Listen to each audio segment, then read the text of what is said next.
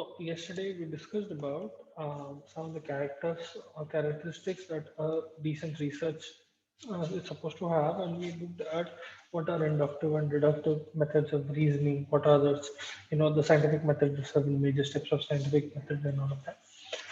So today we'll look at a research process. So steps of research process, how it goes, how do you plan it out, and what happens. All right. So need recording. Yeah.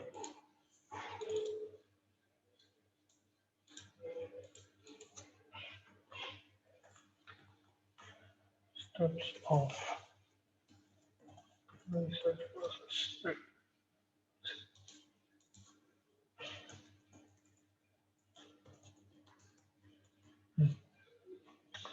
Now, steps of research process can be broken down into five major steps. All right. So, first one will be the assessment phase.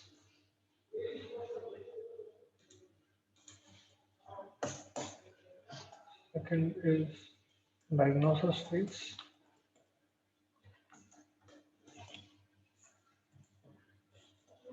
Planning phase.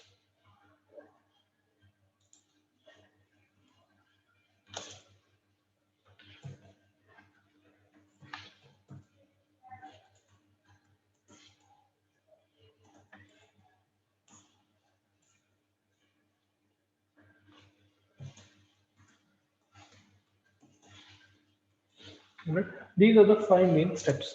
Now we'll go over what each of them are and what happens. First of all, coming to assessment phase. Assessment phase means you are identifying a problem, any researchable problem, right? In the sense that, see, you might find several problems, but whether or not you can perform research on that, whether you can study it even further and try to find a solution is a completely different topic altogether. Okay? You might find several problems to which you have questions, but they might not all be researchable as such. Okay? Depending on various criteria. अब आप clinical setting में ही ले लो. So, for example, let's suppose you want to research about HIV patients, example, okay, something about HIV patient, and you are doing a case study kind of research, right? You are studying only a single case. Now, sometimes what happens is before you can perform the research, the patient might get discharged, or the patient might die, or they might get shifted to a different hospital. Things like that can also happen. So you have to be very practical about your approach, where you are researching, how you are researching. Maybe you have to include more number of patients, maybe less number of patients. It is a very thought out process. So identifying a research problem, that is one of the main steps of assessment phase. Along with that, formulating a research proposal. So research कैसा काम करती है for example आप एक research एक research project करना चाह रहे हैं imagine you are trying to research about corona virus patients in your local hospital and there are a few patients with coronavirus and you want to study the patients who are coming with that diagnosis, right? Now, in that scenario, uh, before you can, approach the hospital authorities about approach the manager, to explain how it works, how research will be conducted as such. But first of all, you are formulating a question. The question will come, okay, let's suppose the question is, now recently it was found out, recently but a couple of months ago, that dexamethasone has been used in patients successfully in, patients of coronavirus for symptomatic treatment. Okay, anti-inflammatory वैसा use कर रहे हैं dexamethasone को. Now, it has shown a little bit of promise. So before they came to that conclusion, they must have, they must have seen that okay, these patients are having some inflammatory problems, so maybe an anti-inflammatory drug might be useful. Now, before we choose which anti-inflammatory drug is useful, we have to perform a small study and we have to perform research. So that will all come under assessment phase. So the first problem they came across was inflammation. Okay. Once they came across any inflammatory condition in the patient, you need to treat it with inflammatory, anti-inflammatory drugs. And in the same process, you will be defining concepts and variables. So what will be the variables? How many people will I look at? So यहाँ पर someone's mic is on. Yeah. So when you are defining variables, क्या क्या vary होने लगते हैं यहाँ पर? So variables in the sense, let's suppose even in just in these patients, who all will I be including? Will I be including patients who only have coronavirus, or will I be including patients who have other comorbidities along with coronavirus? Or will I be including patients who develop other comorbidities along with coronavirus before they came without any problems? Later on, they developed other comorbidities, maybe. Or will I be limiting them to certain age? Things like that. You'll be defining certain concepts and you'll be defining certain variables. That will all come under assessment phase. Okay. Then we come into diagnosis phase. Now, diagnosis phase may, once you have a brief idea of what you are, looking for, you will clearly define your objectives and your hypothesis. Okay. यहाँ पर once you have tested something and you, let's suppose you are thinking that okay, dexamethasone will be a good drug to give in patients who have coronavirus. All right. So my hypothesis is dexamethasone is helpful in COVID patients.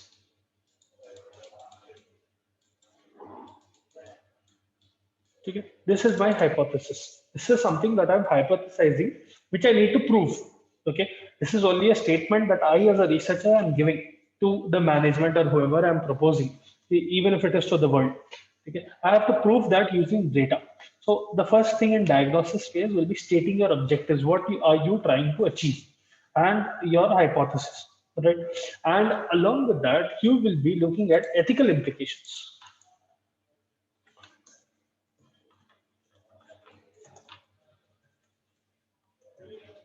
whether or not your study is ethical.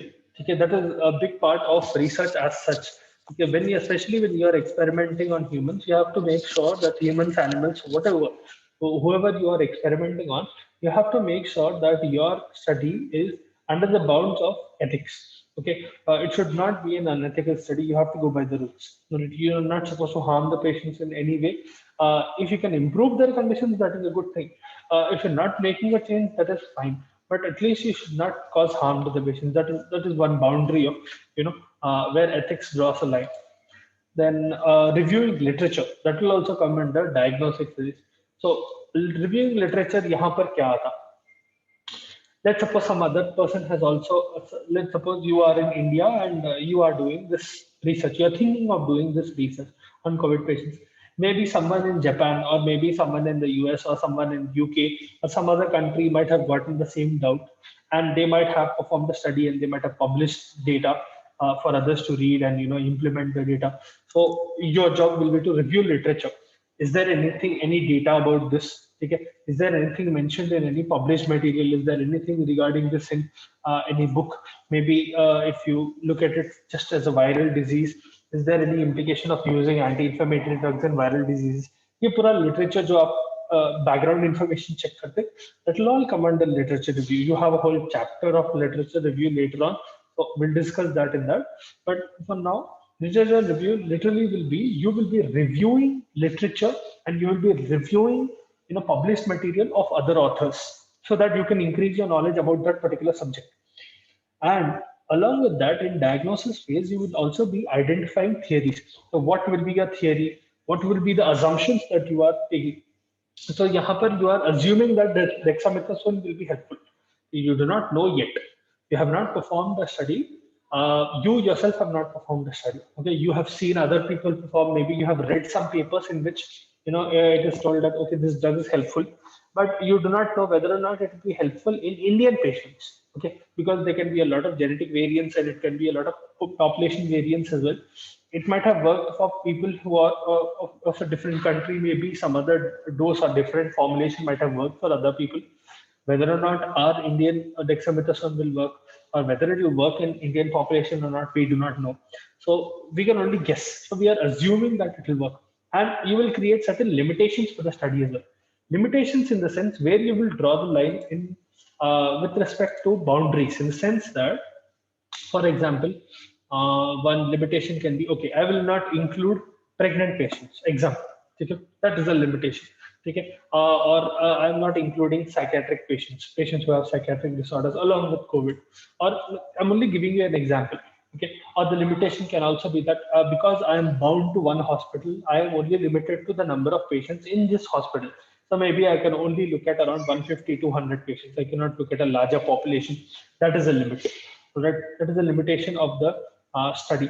Maybe if you are given enough funding, enough time, and enough resources, you might be able to splurge a little, and you might be able to include more number of patients. But right now, that remains a limitation, and you can only study a limited number of people as such. So all of that will come under diagnosis phase. So once again, diagnosis phase means, first of all, you are stating objectives and you're stating hypothesis.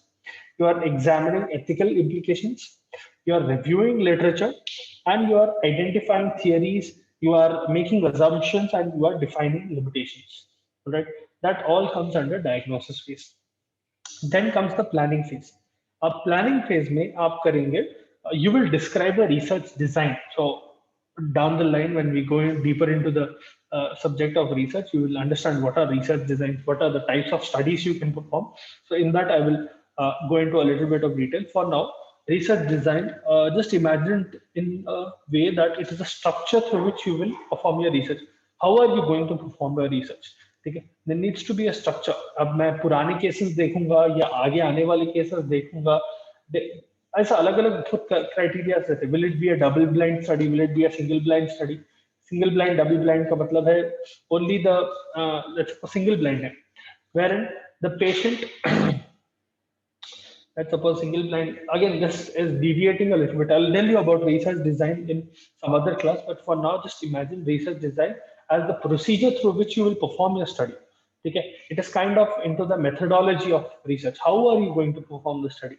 Okay, even though you have thought that I'll perform the study, you need to know how are you going to execute the study. That will come under research design. Right, that will come under planning phase. Then what are the methods I'm going to use in performing the research, obtaining the consent from subjects, especially for pilot study. So pilot study क्या है? A pilot study, let's suppose आपको यही doubt आया. Okay, let me use the whole word. You are getting the same doubt. Maybe some anti-inflammatory drug might be helpful in patients. You are getting a doubt as a nurse. तो आप क्या करते हैं? Let me test this theory. You'll first go to your nursing in charge, and you'll go to the management of the hospital, telling them, look, I want to perform this study here, and I want to first start off with a pilot study. Pilot study का मतलब ये रहता, here you are performing that study on a very, very small population. All right. So generally pilot study mein, let's suppose the aim of your study, or you want to study it in your whole hospital, all the COVID patients in your hospital. Imagine there are about 100 patients totally in your hospital of COVID-19. तो आप pilot study जो है 10 या 15 members पे perform करें. ठीक है? So it's on a very small population, and it's on a very smaller scale. If you get the nod from your management, if they tell you, okay, you please proceed with the pilot study, we would also like to know, things like that, you can perform a pilot study. You will check, within a small time frame, maybe about 3 to 4 days, you will check these 10 to 15 patients, and maybe you observe them for 1 week or something like that. After administering dexamethasone, you talk to their doctors and ask them to prescribe dexamethasone and see whether it is working. You might even add another scenario where you're using other anti-inflammatory drugs as well to know how dexamethasone compares to other anti-inflammatory drugs. वैसा भी कर सकते हैं आप. You can include several parameters by that logic. अब ये 10 to 15 members छोटे population में देखने के बाद, imagine you are getting promising results. Promising results as in it is proving your hypothesis. Okay, you perform the pilot study thinking that dexamethasone is helpful in COVID-19 patients. Okay, after performing a pilot study, you found that yes, it is helpful in such a small population. I would like to proceed to a bigger population and see what will be the response. All right, you want to see how well those 100 patients will perform if I'm starting dexamethasone to them. All right, in them. Sorry. So आप क्या करते हैं? ये time पे whenever you are approaching a patient for any research, let's suppose you are including them into a research study, there is something called an informed consent form. So informed consent form is essentially a paper describing to the patient that look, we are performing a study about this, so and so it is.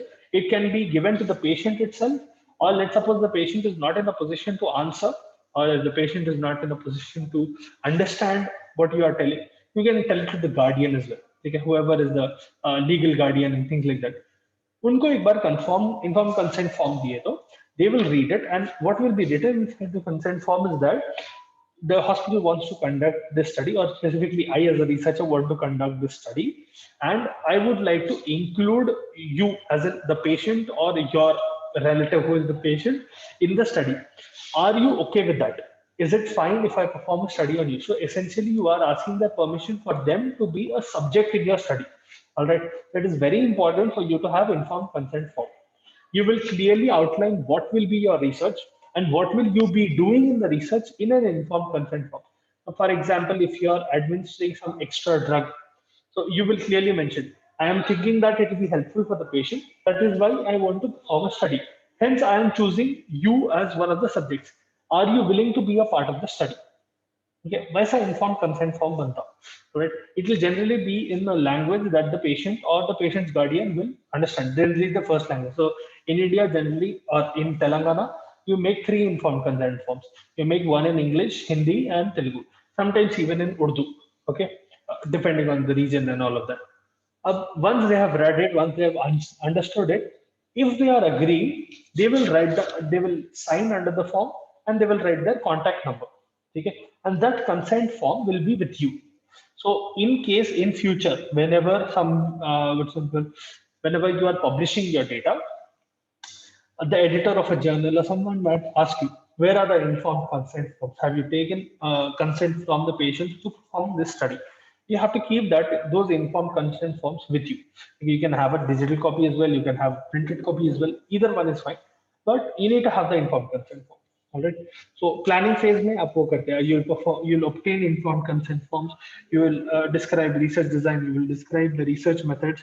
You will conduct a pilot study. Okay. You will conduct the pilot study on 10 to 15 patients, and you will plan how are you going to communicate the findings of the research.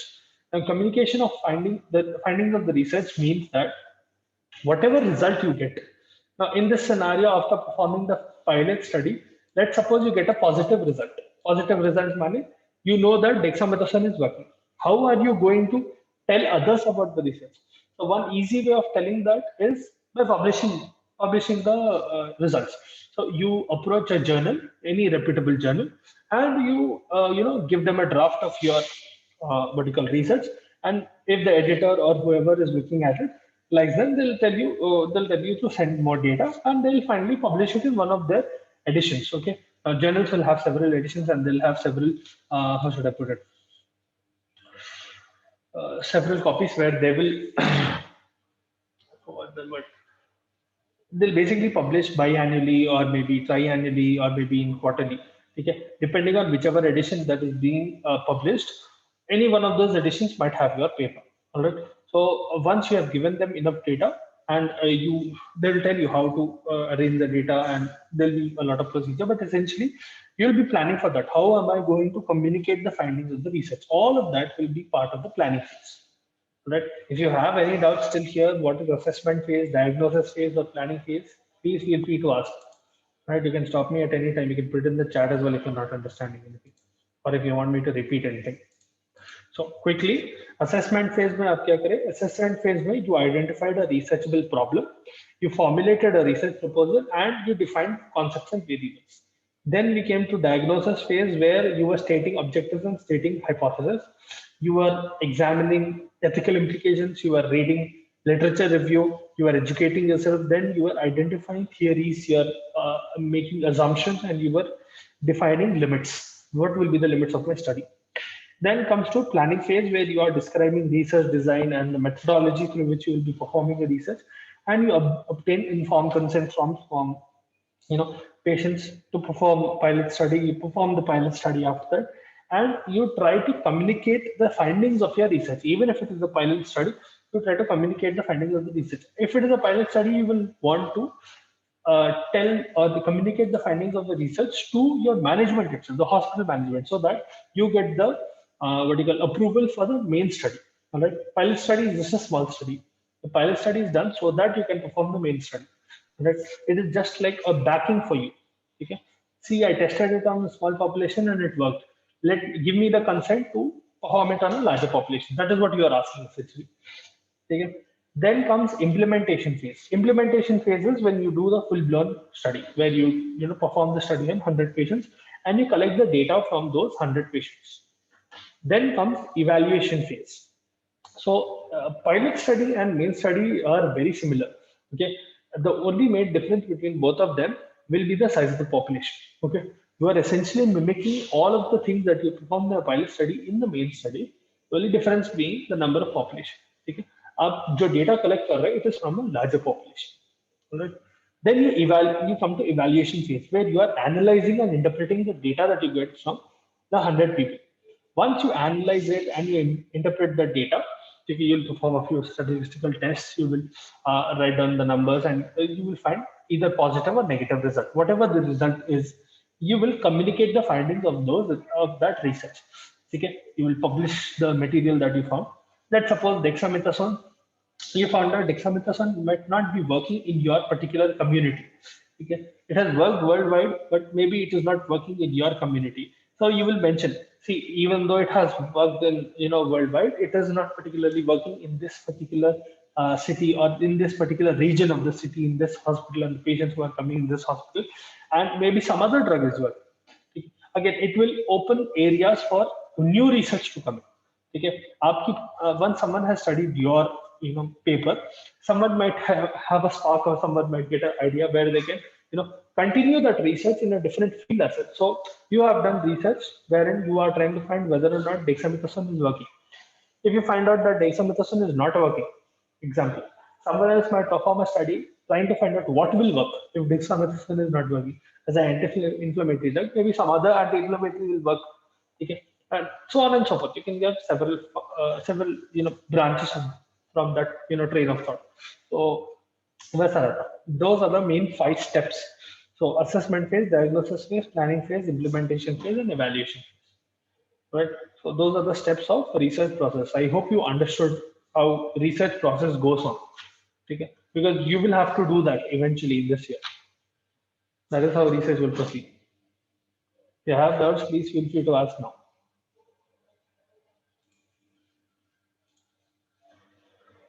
Okay. Now, before we conclude this chapter, you need to know about 2 types of research: qualitative research. Second.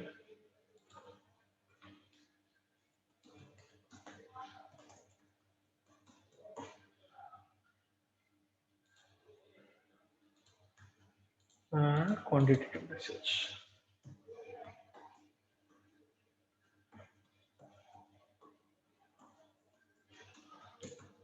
Okay.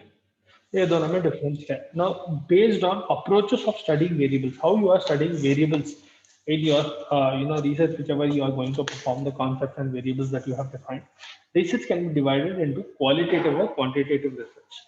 Okay. We have other classifications as well, but most studies that you will see will either be qualitative or quantitative. So I'll do quantitative first because it is easier to understand. Once you understand quantitative, it will become much more easier for you to understand what is qualitative. Right? So quantitative research, as the name suggests, you are assessing quantities. So यहाँ पर inquiry of research problem. Okay, you are any research problem, you are measuring the variables and you are measuring data in numbers. Right? There is proper objective data. Okay, you get numbers. So, for example, you are yesterday I gave you an example of prevalence of bed sores. Okay, prevalence of bed sores in patients in ICU wards. Okay, अब अगर आप prevalence check कर रहे हैं, well, it will definitely come out in the number. So out of 100 patients, this is a number. Let's suppose 50 patients are getting affected by bed sores. This is a clear-cut number. This is giving you a quantity. Okay, how many patients or what percentage of patients are getting affected by bed sores? So you get a very objective data. In this sense, you will perform maybe experimentation using surveys or polls or वैसा करते हैं. ठीक है, quantitative research में. Qualitative research will be inherently different. यहाँ पर data will not be objective. The inquiry of research will not be in numbers. It will be in a narrative form. Okay. Inquiry in narrative form. Now, narrative form का मतलब क्या है? यहाँ पर you are trying to describe phenomena naturally, in the sense. For example, आप okay, one example is let's suppose you are performing a study on women who have faced feticide, okay, female feticide, or someone who has undergone miscarriage, right? You are trying to find out, how are they feeling after the miscarriage, and obviously you try to be as humane as possible and as empathetic as possible, but essentially you are trying to find out what is their emotional state after that. Will they be able to recover? Would they need counseling? Okay. Or would their husband need counseling, or the other part, other family members need counseling along with them, whoever was closely attached? Okay. Sometimes the whole family is really attached to things like that. So what will happen? So taking into account feelings and subjective matter, यहाँ पर narrative रहता है, यहाँ पर numbers नहीं आते. Okay. So data is collected in the form of opinions. What is their opinion about one particular phenomena, or what has their experience been? How are their feelings? Another example is,